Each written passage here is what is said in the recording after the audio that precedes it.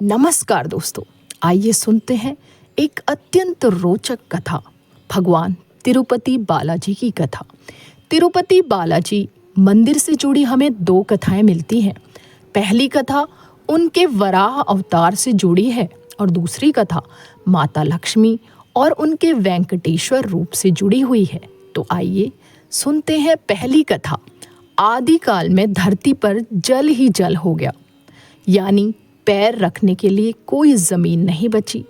कहते हैं कि ऐसा इसलिए हुआ क्योंकि पवन देव ने भारी अग्नि को रोकने के लिए उग्र रूप से उड़ान भरी, जिससे बादल फट गए और बहुत बारिश हुई और धरती जलमग्न हो गई। धरती पर पुनः जीवन का संचार करने के लिए श्री हरि विष्णु ने तब आदि वराह अवतार लिया। उन्होंने अपने इस अवतार में जल के भीतर की धरती को ऊपर तक अपने तुष्क का उपयोग करके खींच लिया। इसके बाद पुनः ब्रह्मा के योग बल से लोग रहने लगे। आदि वराह ने तब बाद में ब्रह्मा के अनुरोध पर एक रचना का रूप धारण किया और अपने बेहतर आधे 4 हाथों वाले भूदेवी के साथ कृदचला विमना पर निवास किया और लोगों को ध्यान योग और कर्म योग जैसे ज्ञान और वरदान देने का फैसला किया। दूसरी कथा, कलयुग के प्रारंभ होने पर आदि वराह वेंकटाद्रि पर्वत छोड़कर अपने लोक चले गए, जिसके चलते ब्रह्मा जी चिंतित रहने लगे और नारद जी से विष्णु को पुनः लाने के लिए कहा। नारद एक दिन गंगा के तट पर गए, जहां पर ऋषि इस बात को लेकर भ्रम में थे कि हमारे यज्ञ का फल त्रिदेवों में से किसे मिलेगा। नारद जी ने उनके शंका का समाधान हेतु भृगु ऋषि को यह कार्य सौंपा। भृगु ऋषि सभी देवताओं के पास गए, लेकिन भगवान शिव और विष्णु जी उनकी बातों की ओर ध्यान नहीं देते हैं, तो वे क्रोधित हो गए। क्रोधित होकर भृगु ऋषि ने विष्णु जी की छाती पर एक लात मार दी। इसके बावजूद विष्णु जी ने ऋषि के पैरों की यह सोचकर मालिश की कि कहीं उनके पैरों में दर्द न होने लगा हो। यह देखकर ऋषि भृगु ने सभी ऋषियों को उत्तर दिया कि उनके यज्ञ का फल हमेशा भगवान विष्णु को समर्पित होगा।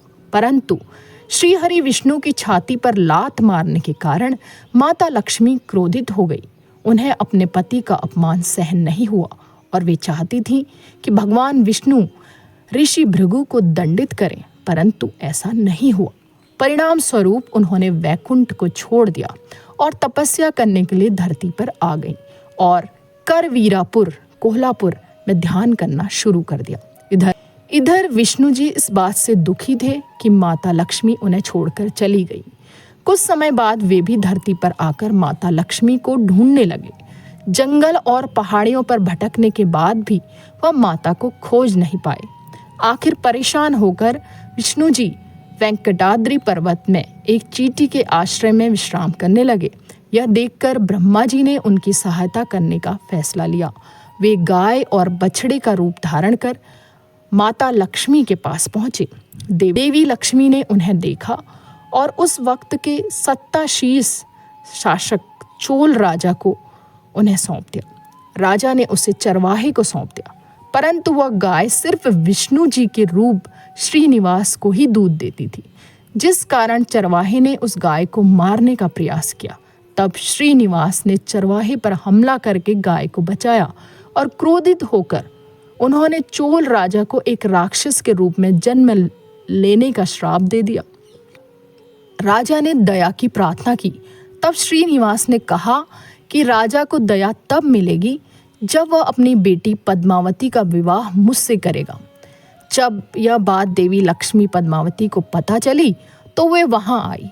तब उन्होंने श्री हरि को पहचान लिया और जिसके बाद भगवान विष्णु और लक्ष्मी एक दूसरे से लिपट गए और इसके बाद वे पत्थर में बदल गए।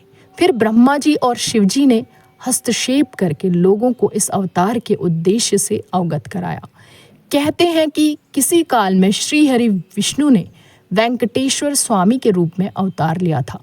यह भी कहा जाता है कि कलयुग के कष्ट से लोगों को बचाने के लिए उन्होंने यह अवतार लिया था। इसलिए भगवान के इस रूप में माँ लक्ष्मी भी समाहित हैं। इसलिए यहाँ बालाजी को स्त्री और पुरुष दोनों के वस्त्र पहनाने की परंपरा है। बालाजी को प्रतिदिन नीचे धोती और ऊपर साड़ी से सजाया जाता है। तिरुपति बालाजी में बाल क्यों काटते हैं? बाल दान देने के पीछे का कारण यह माना जाता है कि भगवान वेंकटेश्वर कुबेर से लिए एक ऋण को चुकाते हैं। कथा अनुसार जब भगवान वेंकटेश्वर का पद्मावती से विवाह हुआ था, तब एक परंपरा के अनुसार वर को शादी से पहले कन्या के परिवार को एक तरह का शुल्क देना होता था, लेकिन भगवान वेंकटेश्वर ये शुल्क देने में असमर्थ थे।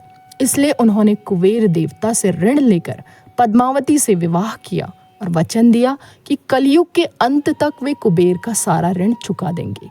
उन्होंने देवी लक्ष्मी की ओर से भी वचन देते हुए कहा कि जो भी भक्त उनका ऋण लौटाने में उनकी मदद करेंगे, देवी लक्ष्मी उन्हें उसका 10 गुना ज़्यादा धन देंगी। इस कारण तिरुपति जाने वाले, विष्णु भगवान पर आस्था रखने वाले भक्त बालों का दान कर भगवान विष्णु का ऋण चुकाने में उनकी मदद करते हैं।